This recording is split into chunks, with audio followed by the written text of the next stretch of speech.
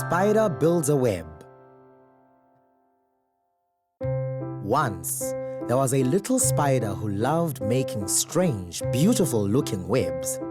"You'll never catch anything in a web like that," said his neighbor. The little spider's neighbor was right, of course, but the little spider couldn't stop making art. Every day, he would build a new wonder of web, and every day he would go hungry. His neighbors stood around and laughed at his work, which made the little spider very sad. One day, Spider built his greatest work yet. It was a whole tree covered in long dangling spider webs hanging down like vines. It looked beautiful, like a waterfall, but it still wasn't catching anything, and the little spider was very sad and very hungry. The little spider decided a walk under the tree might make him feel better. While he was walking, a voice said, "Psst."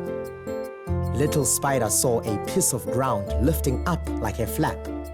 Underneath was another spider hiding in a hole. "Hey," said the other spider. "You're the spider who keeps making crazy webs, aren't you? Don't listen to the others.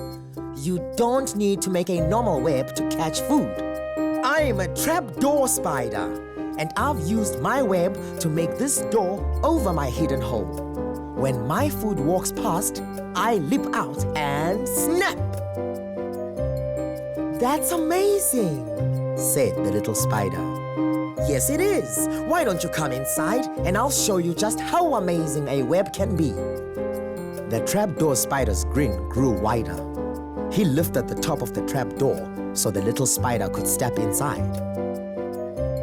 Just as the little spider was about to step in, a grasshopper burst out, taking both spiders by surprise. "Flee, you fool!" shouted the grasshopper before jumping away. The trapdoor spider leapt on top of the little spider, pinning him down to the ground. "My lunch may have escaped," he said, "but you'll still make a tasty snack. Didn't you know that trapdoor spiders eat other spiders?"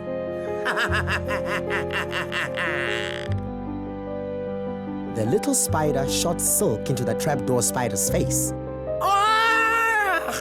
said the trapdoor spider, wiping his eyes while little spider leapt away. The little spider jumped from grass blade to grass blade while the trapdoor spider roared behind him.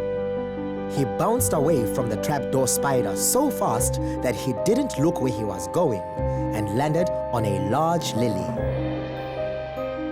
The lily was slippery and the little spider couldn't stop himself from sliding down into the funnel. "Help!" he shouted. The trapdoor spider bounded after him and also landed on the lily. "I've got you now," he said, and then started slipping too. "Whoa, whoa, whoa, whoa, whoa!"